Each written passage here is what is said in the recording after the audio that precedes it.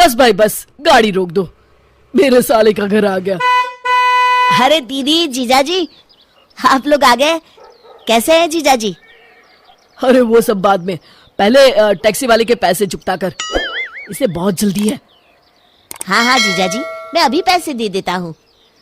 Taxi वाले भैया, कितने पैसे हुए आपके? जी कुल मिलाकर 6,000 रुपये। अरे मर गया रे, 6,000? भाई टैक्सी का किराया मांग रहे हो या हवाई जहाज का? अरे जीजाजी, ये क्या है?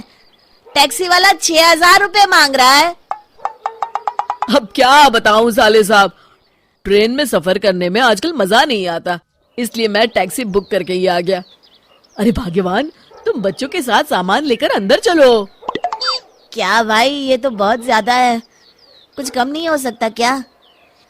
ये सब तो आपके जीजाजी को टैक्सी बुक करने से पहले सोचना चाहिए था। एक शहर से दूसरे शहर टैक्सी लेकर जाओगे तो इतने तो पैसे लगेंगे ना। मेरे पास समय नहीं है, जल्दी मेरे पैसे दो। ठीक है, देता हूँ।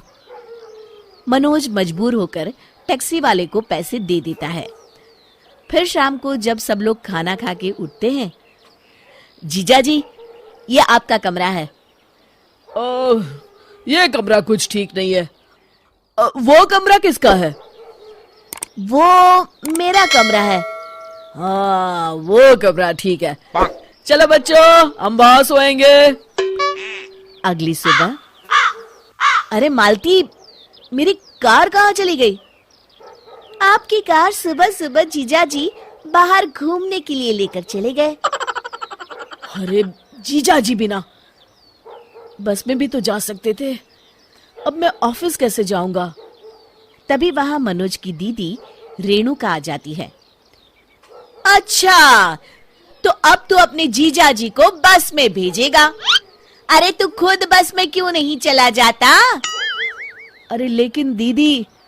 देख मनोज, अगर तू इस तरह की छोटी छोटी बातों पर मुंह फुलाएगा ना, तो हम आज यहाँ से चले जाएंगे। हाँ।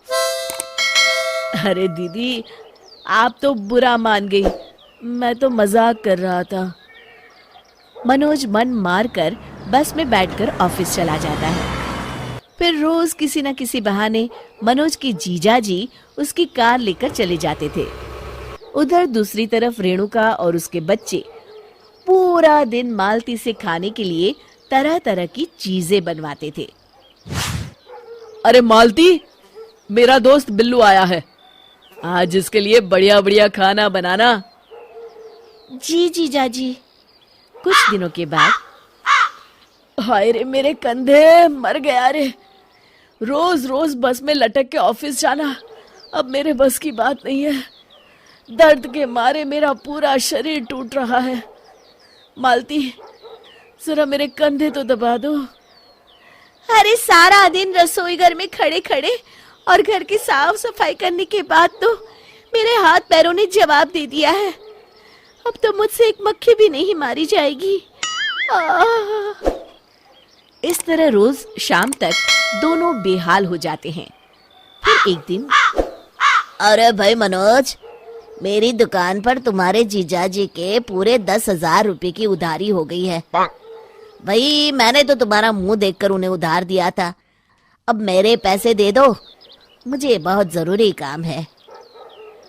क्या? अरे मर गया रे, 10,000 की उधारी। फिर मनोज मन मारकर अपने जीजाजी की उधारी चुकता करता है। मालती, अब तो हद हो गई, अगर जीजाजी यहाँ और कुछ दिन रुके तो हम सड़क पर आ जाएंगे। आप सही कहते हैं जी, ये लोग इतनी आसानी से यहाँ से जाने वाले नहीं हैं, हमें दूसरा रास्ता अपनाना पड़ेगा। अगले दिन, अरे जीजाजी, आज आप घर पर ही हैं? ये लीजिए मेरी कार की चाबी, जाइए जाइए बच्चों को लेकर कहीं घूम आइए। अरे आज तो कमाल हो गया, ये खुद कार की चाबी मुझे दे रहा है। गजोधर कार लेकर चला जाता है, लेकिन आधे रास्ते में ही कार बंद पड़ जाती है। अरे ये क्या हो गया इस कार को? ये तो पूरा सुनसान इलाका है, यहाँ तो दूर दूर तक कोई नजर नहीं आ रहा। अरे मर गया, अब क्या करूं? फिर गजोधर किसी तरह घर पहुंचता है। मनोज, ये तुम्हारी कार की चाबी। आज के बाद मैं इसे हाथ नहीं लगाऊंगा। हाँ। अगली सुबह। हाँ भाई मनोज, मालती कहाँ है? अभी तक नाश्ता नहीं लाई।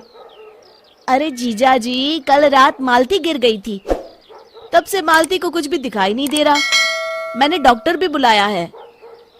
तभी वहां डॉक्टर साहब आते हैं और मालती की आंखों की जांच करने लगते हैं। हाँ भाई डॉक्टर, क्या बीमारी है, कुछ पता चला? मनोज, ये आदमी कौन है जो इतनी बदतमीजी से बात कर रहा है?